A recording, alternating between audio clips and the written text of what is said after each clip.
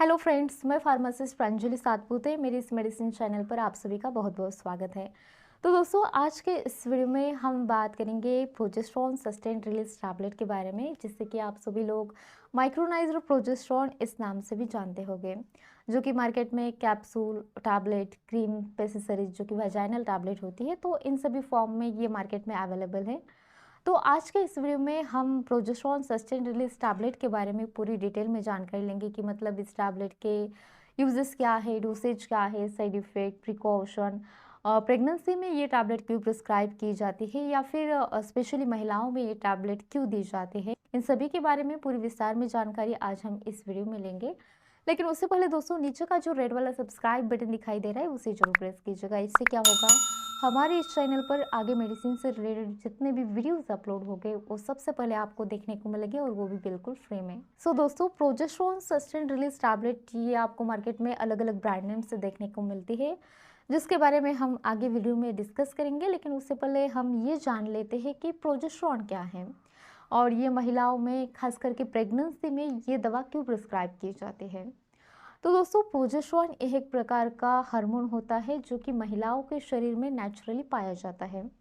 लेकिन दोस्तों, जब किसी महिला के शरीर में किसी कारणवश इस हार्मोन का लेवल कम हो जाता है, तो ऐसे कंडीशन में इस हार्मोन का लेवल कम होने के कारण महिलाओं में बहुत सारे हेल्थ प्रॉब्लम देखने को मिलते हैं और इसका सीधा सीधा असर महिलाओं की प्रेगनेंसी तथा मेंस्ट्रुअल साइकिल इन दोनों पे देखने को मिलता है। तो ऐसे कंडीशन में इस तरह से टैबलेट के फॉर्म में या फिर कैप्सूल के फॉर्म में बाहर से इस प्रोजेस्टेरॉन हार्मोन को दिया जाता है। तो चलिए दोस्तों, सबसे पहले हम ये जान लेते हैं कि ये प्रोजेस्टेरॉन सस्टेन्ड रिलीज टैबलेट आपको मार्केट में कौन कौन से ब्रांड नेम से देखने को मिलते हैं। तो दोस्तों, ये टैबलेट आपको मार्केट में सस्टेन 200, टॉप्रिस 200, गेस्टाफ्लो एसआर, सैडजेस 200, तो इन कुछ पॉपुलर ब्रांड नेम से ये दवा आपको मार्केट में मिल जाएगी। प्राइस की यदि हम बात करें तो ये पूरी तरह से ब्रांड नेम पर निर्भर करता है कि मतलब आप कौन सी कंपनी की दवा खरीद रहे हो, इस पर इसकी प्राइस डिपेंड रहती है। तो चलिए दोस्तों, अब ये जान लेते हैं कि इस दवा को महिलाओं में किन किन परेशानियों में, बीमारियों में प्रिस्क्राइब किया जाता है। तो दोस्तों, इस दवा को मुख्य रूप से एमनोरिया जैसी कंडीशन में प्रिस्क्राइब किया जाता है। एमनोरिया यह एक ऐसी कंडीशन होती है जिसमें महिलाओं की जो पीरियड्स है, जो मेंस्ट्रुअल साइकिल है, वो बंद हो जाती है और ना ही उनकी मेनोपॉज की स्थिति होती है। दोस्तों, मेनोपॉज यह एक ऐसी स्थिति है जहां पर महिला के एज के 40-45 के बाद उनमें पीरियड्स आना नेचुरली बंद हो जाता है, जो कि बिल्कुल ठीक है। लेकिन यदि किसी महिला के पीरियड्स एज के 40 या 45 से पहले ही बंद हो जाते हैं किसी कारणवश, तो उसे हम एमनोरिया कहते हैं। तो इस एमनोरिया को ट्रीट करने के लिए, पीरियड्स को रेगुलेट करने के लिए, फिर से लाने के लिए डॉक्टर द्वारा इस प्रोजेस्टेरॉन सस्टेन रिलीज टैबलेट को प्रिस्क्राइब किया जाता है। तो महिलाओं में इस एमनोरिया की प्रॉब्लम बहुत सारे रीजन से हो सकती है। हो सकता है कॉन्ट्रासेप्टिव पिल्स का ज़्यादा इस्तेमाल करने के कारण भी ये कंडीशन क्रिएट हुई हो। इसके अलावा दोस्तों, इस दवा को एबनॉर्मल यूटेराइन ब्लीडिंग में भी दिया जाता है। मतलब यदि किसी महिला में पीरियड्स के अलावा किसी अन्य रीजन से यूटेराइन ब्लीडिंग हो रही है, तो ऐसे कंडीशन में भी इस दवा को प्रिस्क्राइब किया जाता है। दोस्तों, एबनॉर्मल ब्लीडिंग होने के भी बहुत सारे रीजन हो सकते हैं। हो सकता है ये इंडोमेट्रियल पॉलिप्स के कारण ब्लीडिंग हो रही है या फिर फाइब्रॉइड्स के कारण, तो इसके भी बहुत सारे रीजन हो सकते हैं। इसके अलावा दोस्तों, इस टैबलेट को इंडोमेट्रियल हाइपरप्लासिया में भी दिया जाता है। दोस्तों, इंडोमेट्रियल हाइपरप्लासिया यह एक ऐसी कंडीशन होती है जिसमें यूटेरस की परत हद से ज़्यादा बढ़ जाती है और जिसके कारण यूटेराइन कैंसर होने के चांसेस भी बढ़ सकते हैं। सो ऐसे कंडीशन को ट्रीट करने के लिए भी डॉक्टर द्वारा इस प्रोजेस्टेरॉन टैबलेट को प्रिस्क्राइब किया जाता है।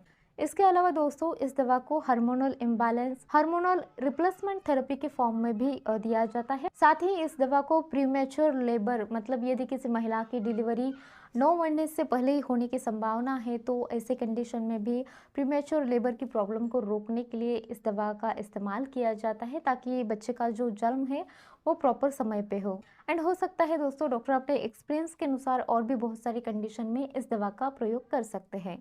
तो चलिए दोस्तों, अब जानते हैं इस टैबलेट के साइड इफेक्ट के बारे में कि मतलब ये दवा लेने के बाद कौन कौन से दुष्परिणाम देखने को मिल सकते हैं।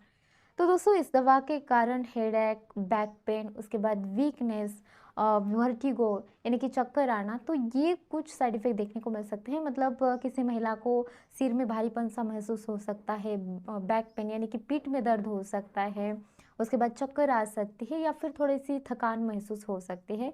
तो ये कुछ साइड इफ़ेक्ट्स इस टैबलेट के कारण देखने को मिल सकते हैं। और कुछ महिलाओं को कॉन्स्टिपेशन यानी कि कब्ज़ की प्रॉब्लम भी देखने को मिलते हैं। तो यदि आपको इनमें से या फिर इसी तरह के कोई अन्य साइड इफ़ेक्ट देखने को मिल रहे हैं, तो आप दवा को लेना बंद करें और अपने गायनेकोलॉजिस्ट से कंसल्ट ज़रूर करें। ध्यान रहे दोस्तों, यदि किसी महिला को ब्रेस्ट कैंसर है या फिर एडिमा की प्रॉब्लम है, एडिमा जो कि एक ऐसी कंडीशन होती है जिसमें हमारे टिश्यू में फ्लूइड ट्रैप हो जाता है, जमा हो जाता है, जिसके कारण वहाँ पर स्वेलिंग देखने को मिलते हैं।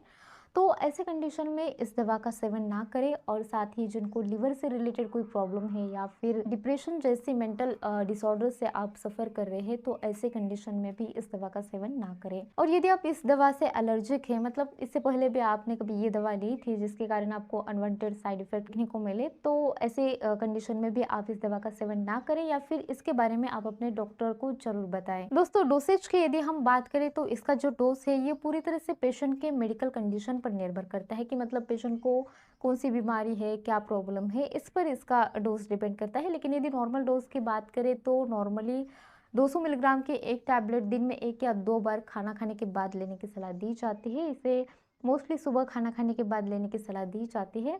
और हो सकता है पेशेंट के मेडिकल कंडीशन के अनुसार डॉक्टर इसके डोज में कम ज़्यादा कर सकते हैं। सो दोस्तों, इस दवा को लेने से पहले एक बार अपने डॉक्टर से कंसल्ट जरूर करें, सेल्फ मेडिकेशन ना करें।